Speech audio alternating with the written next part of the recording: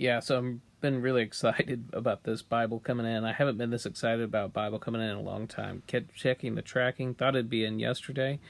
Looks like it's going to be in today. We're going to take a look at it.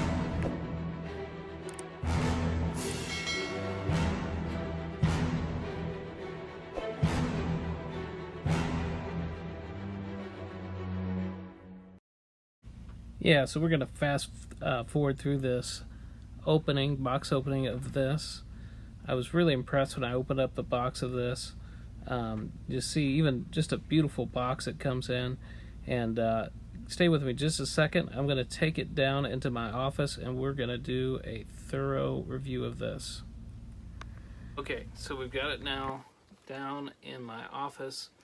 And I'm going to try to design this review with you in mind. So what I'm going to do is I'm going to list on the screen here, here or over there or somewhere. I'll list on the screen the order in which I'm going to discuss the different items, the different things about this Bible. That way, you know, you might not want to watch this whole video, so you can kind of skip around and just see what you want to see.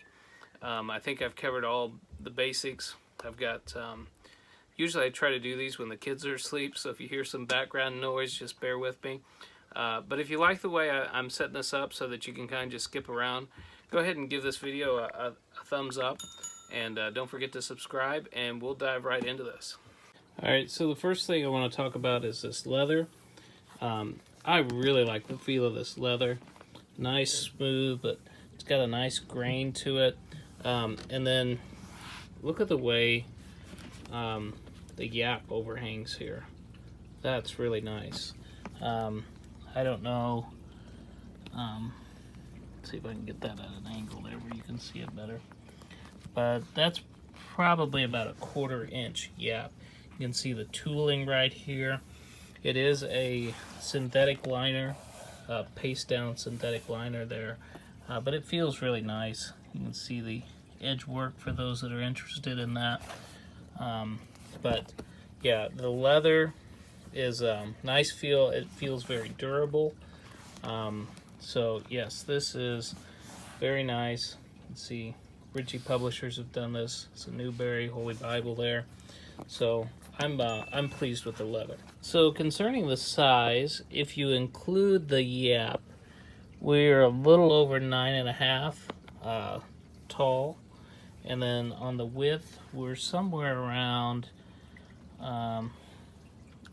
8 inches on that, if you include the yap there. So you can see the 8 inch mark there. Now this is very, very comparable in size to the Cambridge Concord, which I have here. So try to get these at an angle where you can see them. They are very, very similar in thickness and in size. So yeah, if you've got a Cambridge Concord, which I do, I am very happy with the size on this. The Cambridge Concord and this are almost exactly the same size. So yes, it is a big Bible. However, it is not too big. You could take this to church. You wouldn't feel, at least it would be a big Bible, but I carry my Cambridge Concord to church and I don't feel too awkward. But yes, so size, I'm really, for a wide margin Bible, this is a very nice size. It's not too thick either, so it's maybe I don't know, I didn't measure that out, but maybe about 1.5 inches in thickness. So yeah, I think the size is good. On your margin space, you're gonna have about 1 inch. If you include little space here, the edge, you've got a little over 1.5 inches, about 1.75 inches there. So yes, and you have margin space all the way around. It's a little smaller on top and bottom.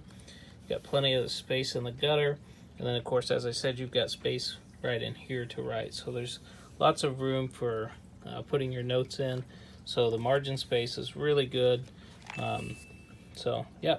Okay, now let's talk about what makes this Bible. Now let's talk about what makes this Bible really special.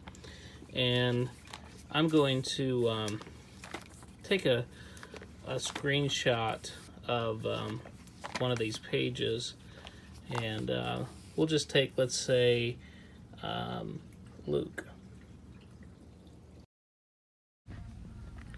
Okay, so you'll notice a number of things here, and one of them is these little hyphens between connecting multiple English words. That's to let you know that there's only one corresponding Greek word if you're in the New Testament. Of course, something similar happens in the Old Testament with Hebrew. There are these letters that you'll see, and what he'll do is he'll give you an alternative gloss in the right-hand column for that word in English. And then he'll also show you the corresponding Greek word. So that's very handy if you're studying Greek, interested in Greek. There's references also here in the side columns. So yeah, there's just a lot of things. He's got words that are in bold to let you know some emphasis in the original. So there's a lot of things that you'll have here just at a glance reading the text that you wouldn't otherwise have. So we're going to look over at the introduction of the New Testament. The Old Testament have something similar, but let's take a look at that right now.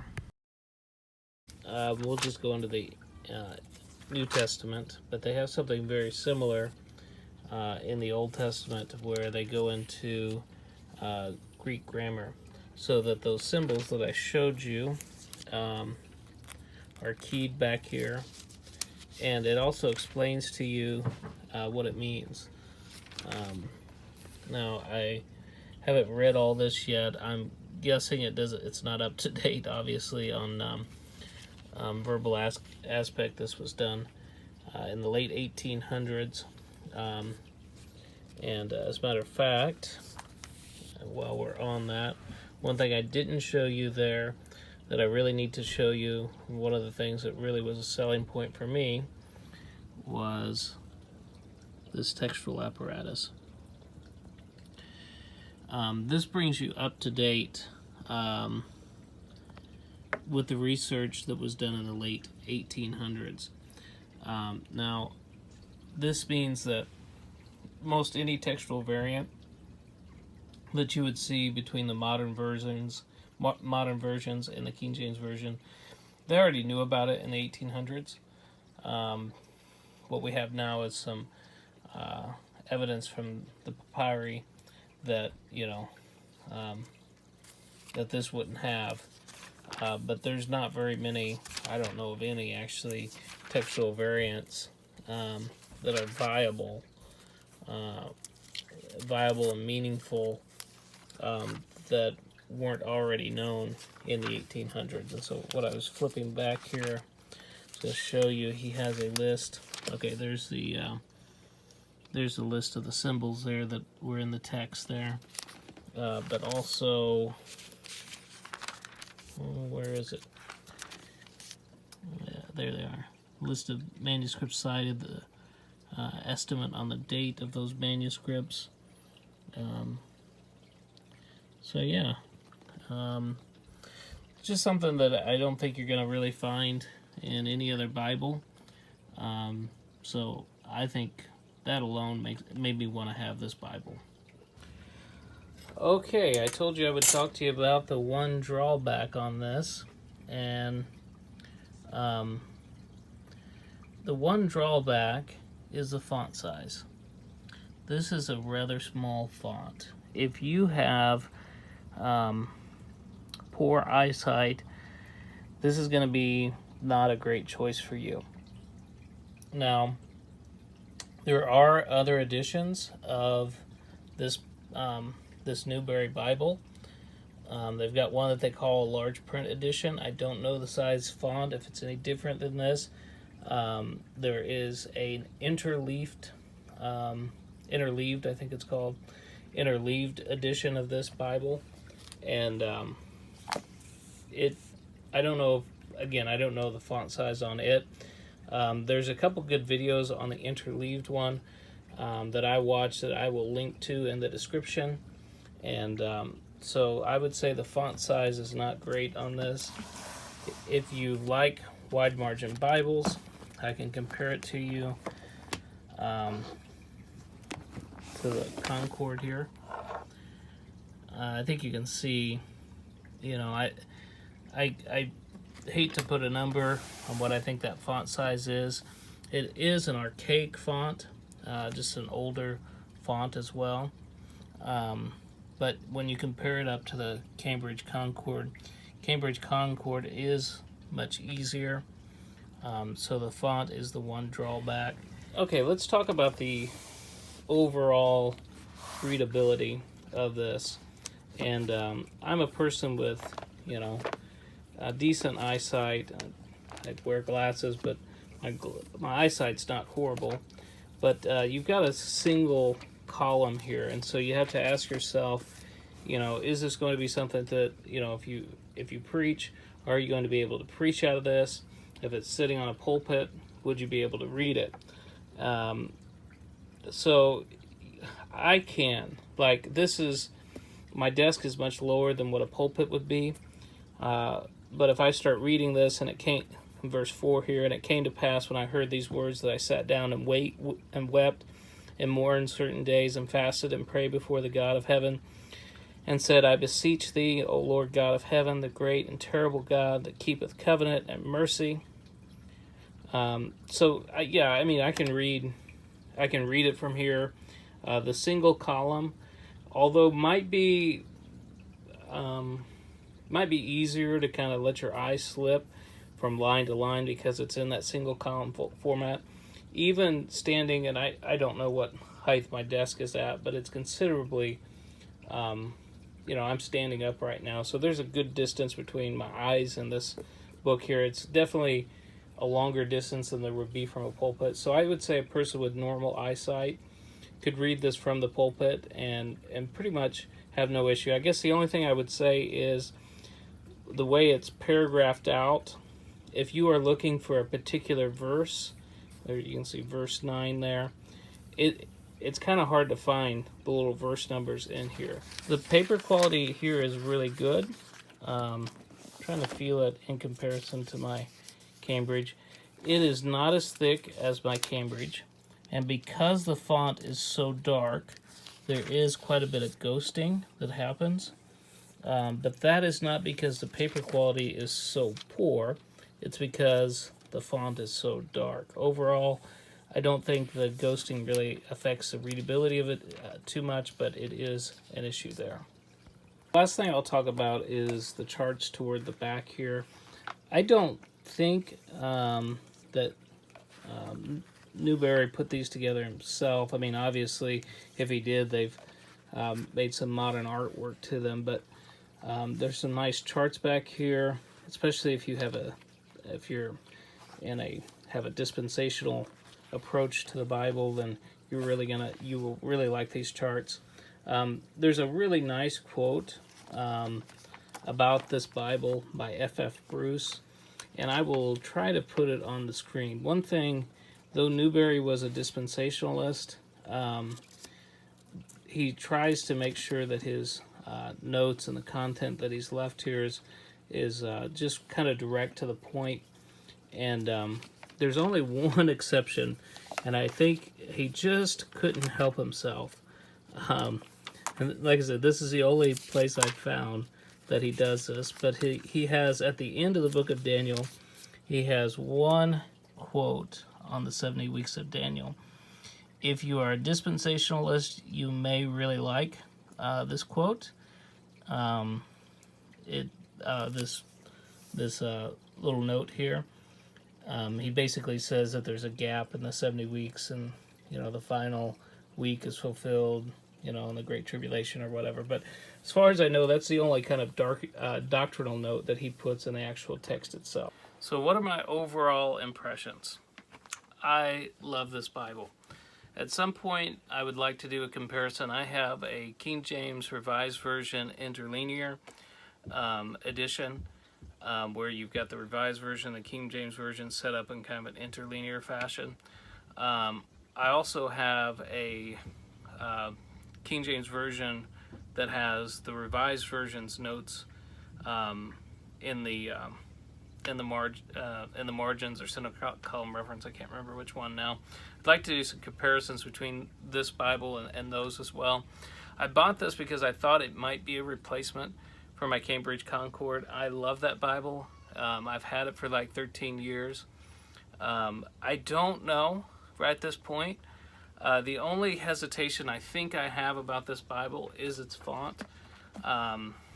It's readable, I can do it, and this may become my primary Bible. And I hope maybe in about a year to give you an update on this. I'd like to maybe in a year show you how well it's held up if I'm using it on a regular basis. So my overall impression is this is great. I mean, this Bible, the leather is a little sturdier than that in my Cambridge, but still this Bible, it just melts. It's beautiful. It's got features that I haven't seen in any other Bible. My overall impression of this is it's really, really good. If you're interested in finding out more about these kinds of things, if you like these kinds of reviews, don't forget to hit the like button and the subscribe. And I'm going to let you know here now, should you buy this Bible? Well, it all depends. If you like the King James Version Bible, I think this is a great choice for you. And actually, even if you like some of the modern translations, what's really unique about this is it's very thorough textual apparatus at the bottom. If you didn't see that, you'll want to go back to, I think it was section number 4, and look at that, and I'll show you that this actually has its own textual apparatus, which is incredible. The Net Bible does a little bit of something like that, but you know, I don't think even at that, I don't think the Net Bible does it on the level that this Bible does, except I guess the Net Bible has some papyri that this Bible wouldn't have had because of when it was put together. So, should you buy it? It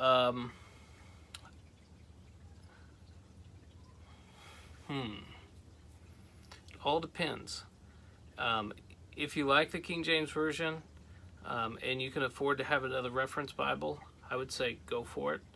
If you're okay with a little smaller font and you like the King James Version Bible and you're interested in Greek and Hebrew, then I would say definitely go ahead and buy this one. It's fantastic. It's beautiful. I think it's well built. Like I said, go back to where I've talked about the binding. I've got some questions about how the binding's put together. But like I said, if this Bible becomes my regular reader, I hope to give you an update on it, and we'll see how well it holds up over the long term. Guys, again, thanks for watching, and hopefully you'll tune in on the next video.